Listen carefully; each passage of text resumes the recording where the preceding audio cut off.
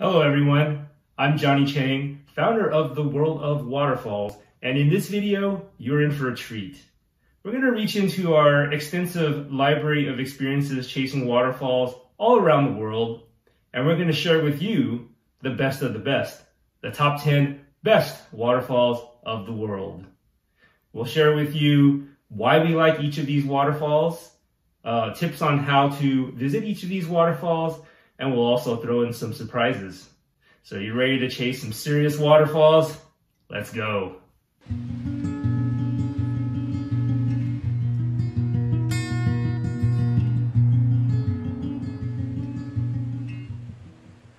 The first waterfall we want to showcase on this list is Sutherland Falls, which is in Fiordland National Park in the South Island of New Zealand. It is by far the country's mightiest waterfall, as well as one of the tallest ones in the world at a reported 580 meters. We had to earn our visit to Sutherland Falls by doing the Milford Track.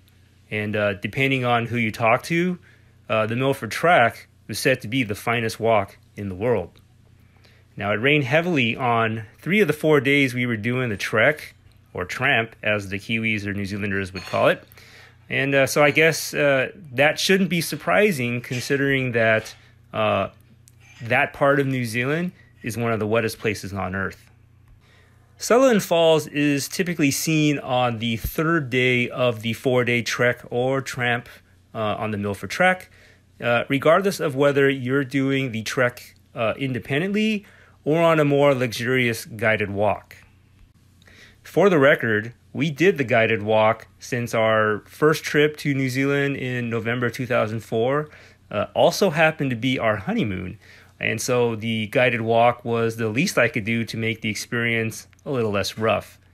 By the way, regardless of whether you're hiking independently or on a guided walk, you need to make bookings. I provided these links in the video description below if you're interested. The next waterfall on this list is the Plitvice Waterfalls in Croatia. Now, unlike most waterfalls that we've encountered around the world, the Plitvice Waterfalls are really a large network of waterfalls as opposed to a singular waterfall attraction. And so indeed, it wasn't like there was a waterfall in particular that you can point to and say, this is the Plitvice Waterfall. You know, you really have to refer to this attraction in its plural form. Now, regarding the waterfall network, there were 2 main regions in the Plitvice Lakes National Park. There's the Upper Lakes and the Lower Lakes. It's definitely worth spending time at both of these lakes because they each feature many waterfalls. And so this is why I'd recommend giving yourself at least 2-3 days to really experience this place. The lower lakes are in a narrower canyon, and thus they have more of the larger waterfalls, and this includes the 78-meter waterfall called the Veliki Slap, which means the Great Falls. Now, the upper lakes have more boardwalks and calm lakes, and it also has a more extensive network of interconnected boardwalk and trails, so you have lots of ways to experience that part of the park. We made our 2010 visit to the Plitvice Waterfalls as a stopover in a long one-way drive from Zagreb to Split and ultimately down to the far south in Dubrovnik.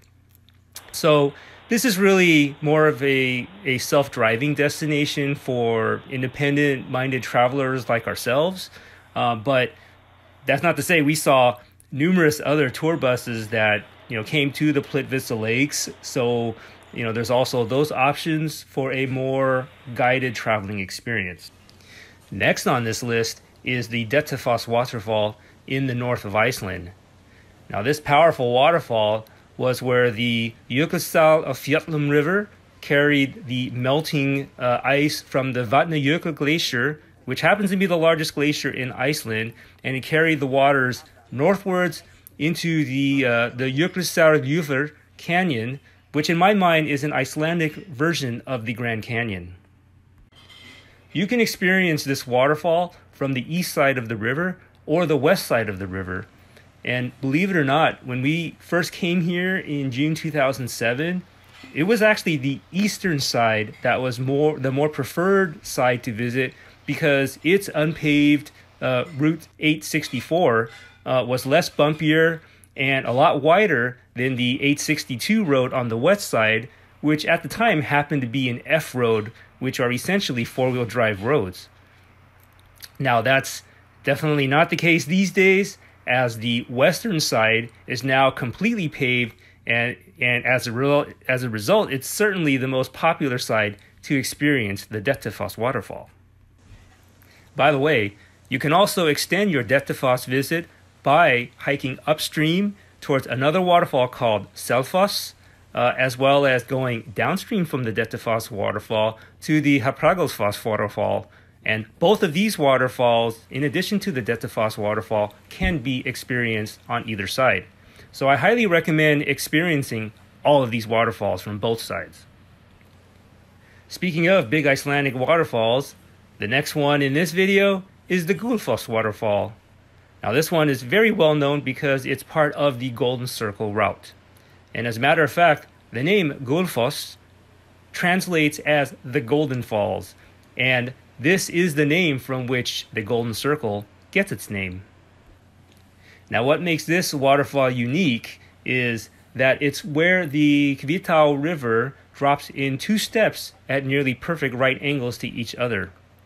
The river drains the glaciers and snowfields of the desolate interior highlands of Iceland, and though it primarily drains the Langjökull Glacier, which you can actually see from the upper parking lot for the Gullfoss Waterfall. Because Gullfoss is easily doable as a day trip out of Reykjavik in the Golden Circle route, you also get to experience other sites, well-known sites on the route, like the Geysir Geothermal Reserve and the historically important UNESCO World Heritage Site of Thingvellir. By the way, within Thingvellir National Park, there's also the Oxararfoss waterfall.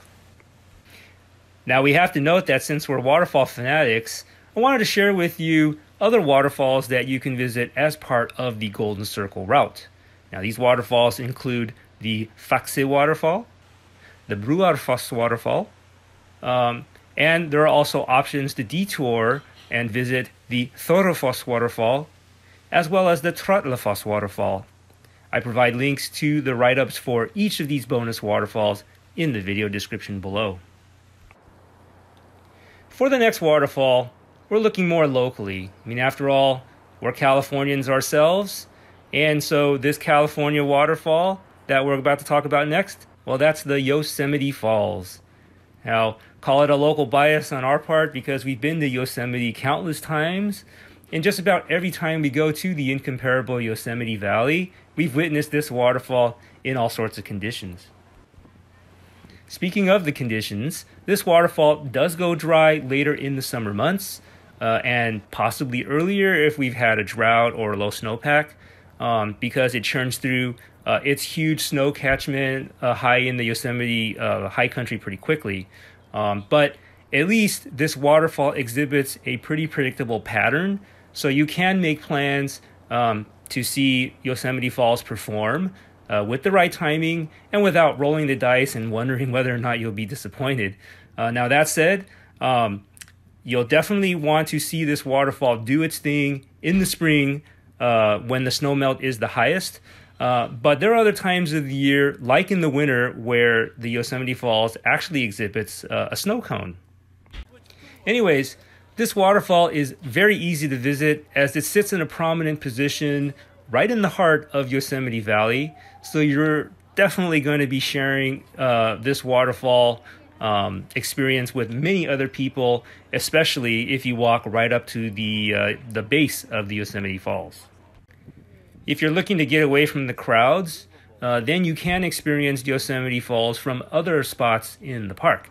For example, you could see this waterfall from farther away in places like the Swinging Bridge, but you can also see all of the tiers of Yosemite Falls from across the valley on places like the Sentinel Dome Trail, where you can also see the entirety of the Middle Cascades, or you can also take a very grueling trail to the top of this 2,420 foot tall waterfall.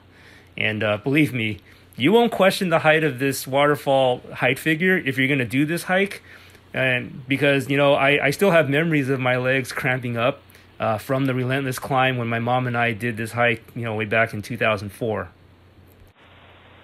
The next waterfall in this video is the Kaieteur Falls. And this waterfall sits in a remote part of the South American country of Guyana. Now, in fact, this waterfall is so remote that there's no formal road that actually goes there. And we actually had to go on a day trip from Georgetown to a small remote airstrip near the top of this waterfall. So yes, this day trip does involve flying. What stood out to us about this waterfall were two things. One, not many waterfalls this tall, which is said to be at least over 700 feet tall.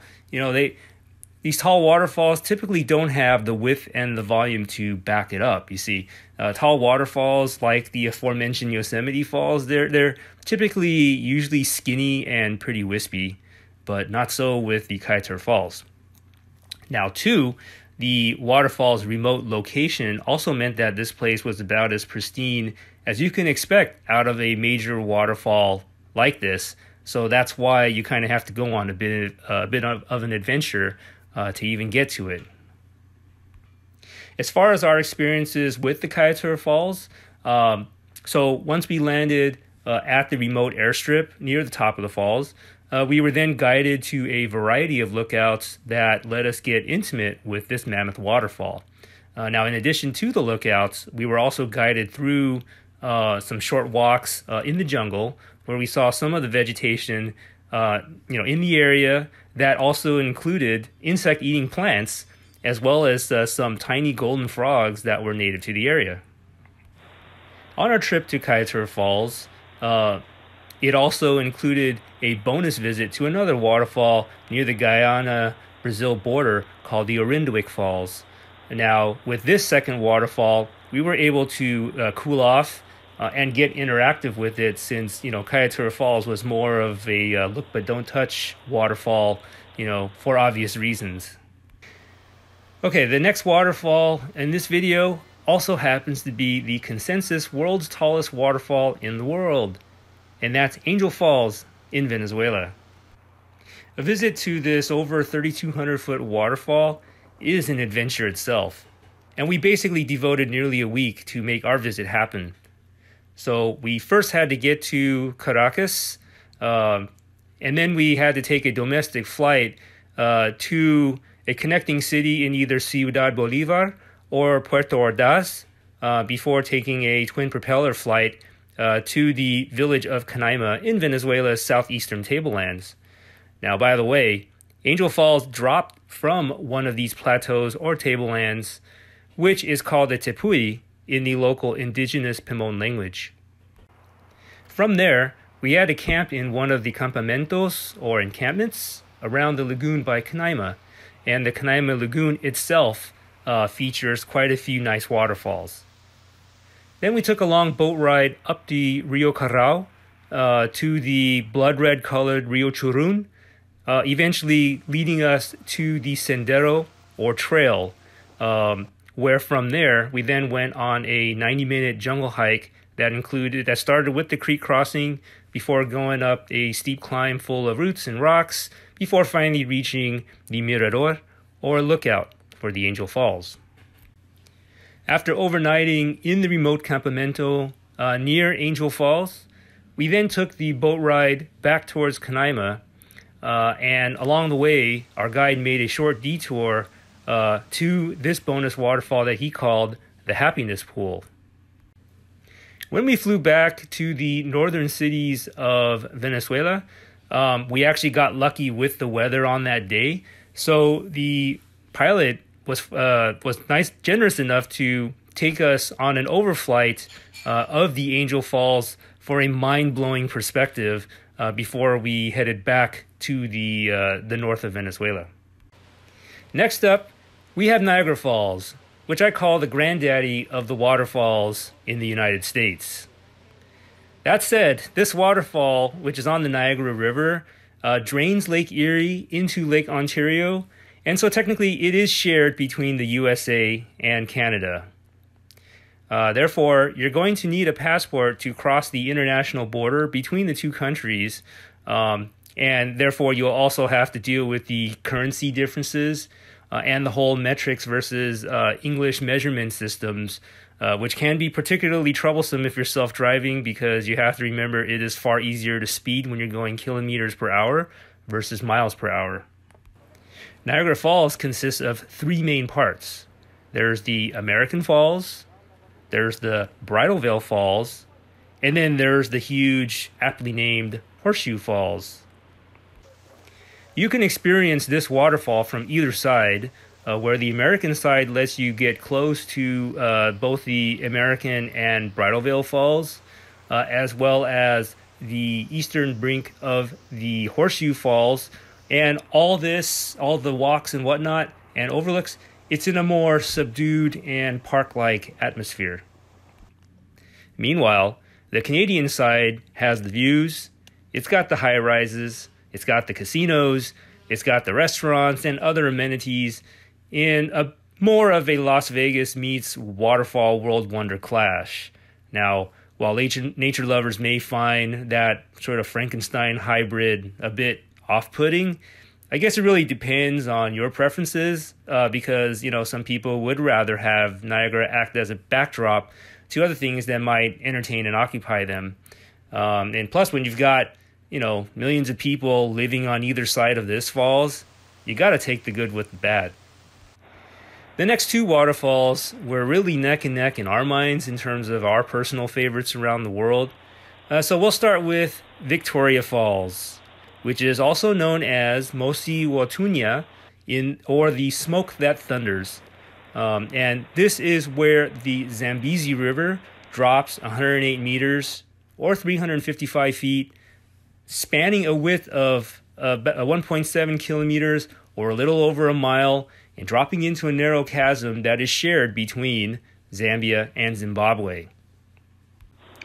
Most of the views of the mammoth Victoria Falls are on the Zimbabwe side, and this includes the Devil's Cataract, the gushing Devil's Cataract on its far western end. The Zambia side is on the eastern side of the Victoria Falls, and on that side you can experience features like the knife-edge bridge, as well as a descent toward the whirlpool at the base of the falls. Just don't go in the water. And it's also possible to be guided to the Devil's Pool, which is literally an infinity pool sitting right at the brink of the Victoria Falls. When we visited this waterfall back in around May 2008, the river was running very high, so most of the viewpoints were completely covered in mist, like you really couldn't see anything.